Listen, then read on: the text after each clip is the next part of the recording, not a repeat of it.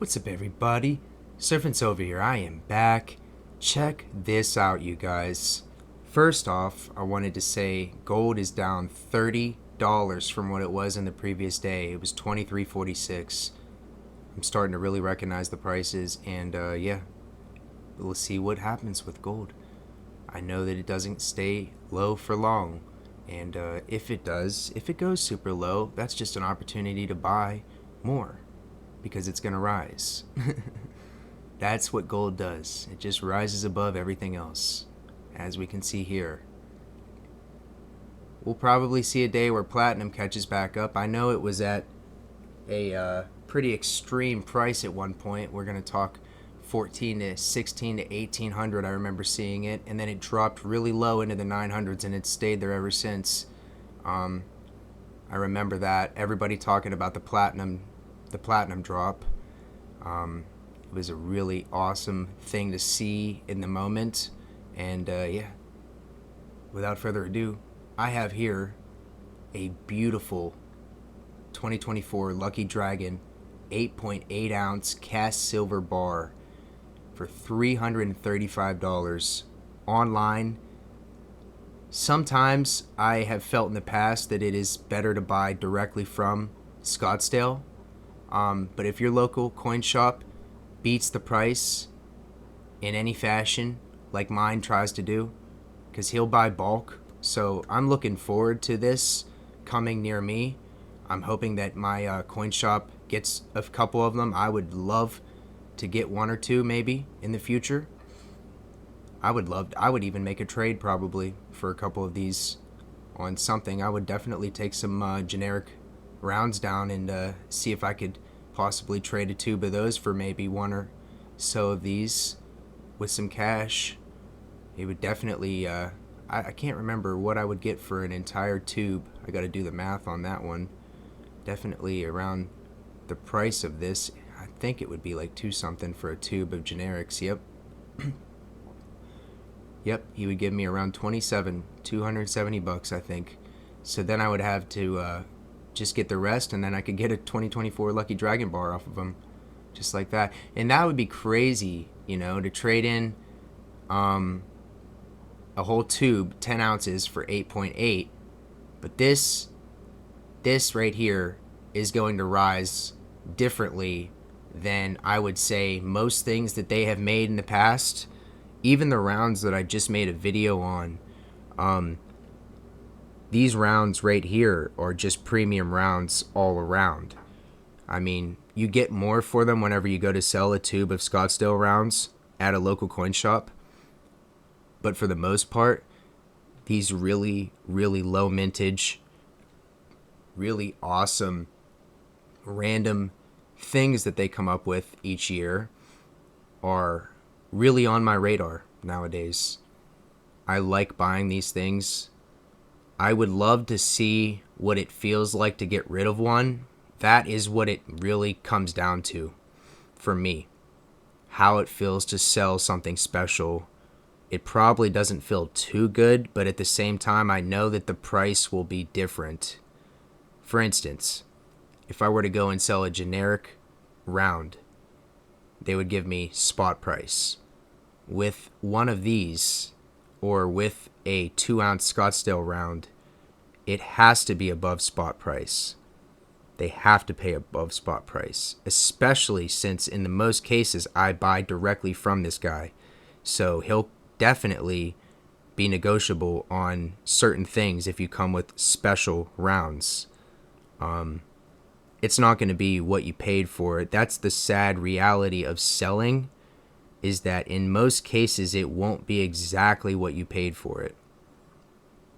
But in most cases, it's going to be a desperate time and a desperate measure if you do have to sell anything special.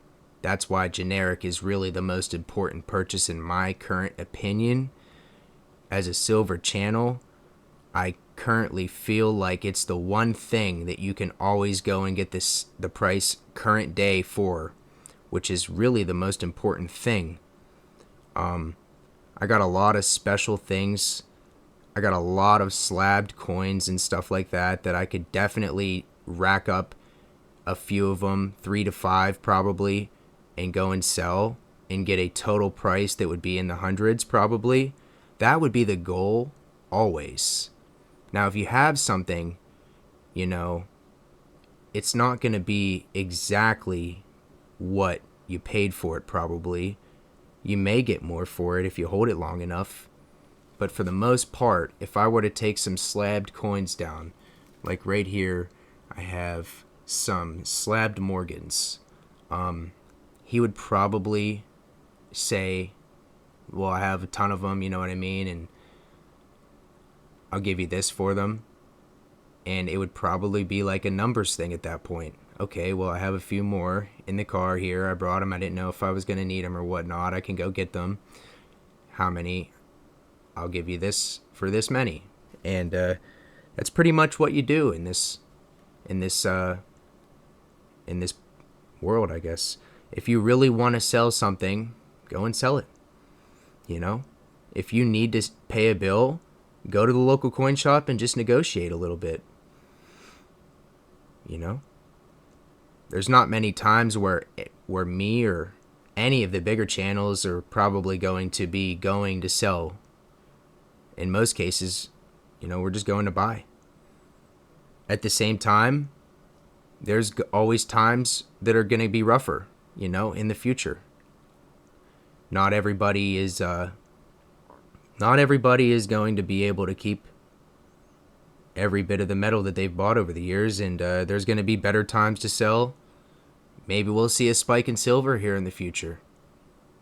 I really didn't want to make this a big video, but at the same time, I think it's an important video to talk about because buying special things, you know, yes, you're going to get, you know, for instance, what would you get back for this 8.8 ounce bar if you went and sold it the day after you bought it? You know, what would you get back? That is honestly what I'm thinking about currently. Because I have a lot of special, rare things that very likely could only be profited on eBay. And if you have a lot of things that you need to sell on eBay, it really puts a damper on your taxes. It becomes something that you have to then file for if you go crazy selling on eBay. And I, in the future years, will have a financial advisor that currently would be able to tell me all these things. In the future, I will have a financial advisor and a tax person that will help me, and then I will be able to truly sell if I need to. Because it really does put a damper on your taxes, especially if you go over a certain amount. Like in the past couple years, I really haven't even reached the threshold amount personally. I haven't even let that go in my bank account. But at the same time, I have things that I would like to be able to sell on eBay or Amazon. Strictly eBay, mostly. I have the account on eBay and I can sell directly on eBay. And a lot of the things, if I upload them, people will buy very quickly. A lot of the things. I just haven't been able to upload. I haven't been able to put a lot of my things on eBay for that reason, mainly because it just puts a massive damper on taxes that I just don't understand currently. And that is the first thing, is admitting that and realizing that you need some help in the future. I don't really understand, you know, how people can go absolutely insane on selling on eBay and how they take care of it tax-wise. Because at the end of the year, you gotta really report everything. And they make it easy on eBay. They really do. They make it easy. They give you all the statements, everything that you need to file. It's just really knowing what lane you are in, and if it escalates and you do a bunch of sales per year, knowing exactly what, you know, you're going to have to do at the end of the year to report that. It's something that most people don't really think about, but I am thinking about it. I really hope that you enjoyed this. I didn't want to make it too long, but at the same time, it doesn't really matter. It's really important to talk about, you know, how to sell this stuff if we get it and we ever need to go and liquidate it for any reason, for a bill, for the importance of just being able to do it sometimes. learning how to do it, going to sell metal. That is the one thing that I would say is the most important thing that I haven't even grasped onto until right now. So I'm speaking it, putting it into the air. We probably, if we buy things quite often, it wouldn't be a bad idea to know exactly where to go to sell it. That's all I'm saying. And I know exactly where to go. I just haven't personally done it. Me personally, I haven't sold anything. So I really don't know. I know that he's told me I can bring anything down at any given point in time. So I'm going to try that one of these times when I need to. And going to see how it goes. And I'll make an entire video on it. The first piece of metal that I sold. And it'll be in record. Really, that experience. We're going to see how it goes. I'll probably try something special and just see how he reacts. What he does. See how far away from spot we get. And see how fair, the buyback is. Because I know that there's a lot of things, special things that I bought off of my local coin shop that he told me everything he would buy back from me. Any single thing I've ever bought off of him, he will buy directly off of me. And he'll probably be a really competitive price too. So yeah, it's something to think about. I really hope that you have a great Tuesday. This is a nice long video, but yeah, it's incredibly important, and I think it'll just flow really nicely. I really hope that you have a good one, and I will see you soon, family.